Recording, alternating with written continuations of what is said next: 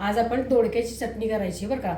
काय झालंय, जरा तब्येत त्रास होते, जरा सर्दी ताप वगैरे असल्यामुळं डायरेक्ट आपण भाजीपाल्यावरच येऊया। तर आता काय झालंय, दोडका बारीक आहे, ह्याची आमटी काय जास्त होणार नाही, भाजी जास्त होणार नाही।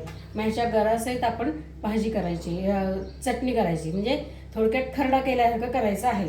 ते आता मी काय करणार आहे, दोडका धुवून घेतलेला आहे, त्याचे दोन्ही भाग कापणार, शिरा काढून घेणार आणि त्याची भाजी एक खरडून करून घ्यायचं। तुम्हाला दाखवते आता दोडक्याचे आपण शिरा पण काढलेले आहेत। शिरेसहित तुम्ही जरी चिरला असतं तरी चालतं, पण मी शिरा मुद्दामून बाजूला काढलेत आणि हा गर आपला आहे त्याच्या आतला तो थोडासा आहे, त्यामुळे मी काय करणार आहे, हे ह्याच्यात पण घेणार आहे, हे घेणार आहे। त्याच्यामध्ये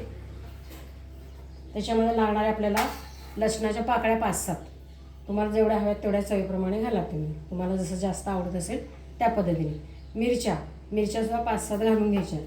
परत त्याच्यामध्ये घालायची कोथिंबीर। आता मी हे सगळं मिक्सरमधनं काढून घेते।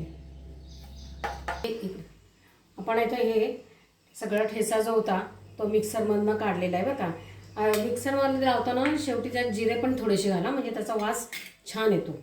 आता मी हे तवा ठेवलेला आहे, कढई ठेवली, तवा ठेवा, काही ठेवा, पण तव्यात जास्त छान पसरला होतो। ह्याच्यामध्ये तेल टाकलेलं आहे। आता आपण नेहमीप्रमाणे फोडणी, मोहरी, जिरे, हिंग आणि हळद हे टाकून घ्यायचं।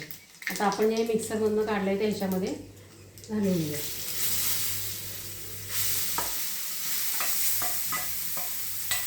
मी हे एका साईडला केलं आहे, कारण माझं जरा आधी तीळ टाकायला हवे आहे तेलात, ते राहिले।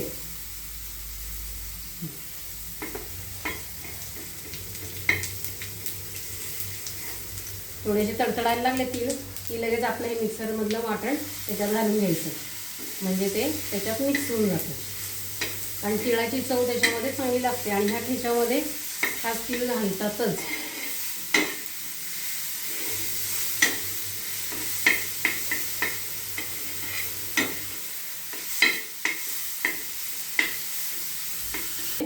ह्याच्यामध्ये मी थोडंसंच टाकणार आहे तांबडं तिखट, कारण आपण हिरव्या मिरच्या घातलेल्या आहेत। त्याच्यानंतर घालायचं मीठ, तुमच्या चवीपुरतं जेवढं मीठ हवं असतं तेवढं ते कूट घालून घेणार आहे। आणि हे मोठ्या गॅसवरती थोडंसं करायचं असतं बरं का, कारण हा सगळा आपल्याला पूर्ण फडफडीत करायचा आहे। आता आपला हा दोडक्याचा खरडा जो आहे तो झालेला आहे तयार। गाचा सुट्टा सगळा केलेला आहे। आता गॅस घालून टाकते मी। आता जेवढा तवा गरम आहे ना तेवढ्यावरच ठेवायचं, घरातलं खायचं आणि हेल्दी राहायचं। लाईक, शेअर आणि सबस्क्राईब करायचं।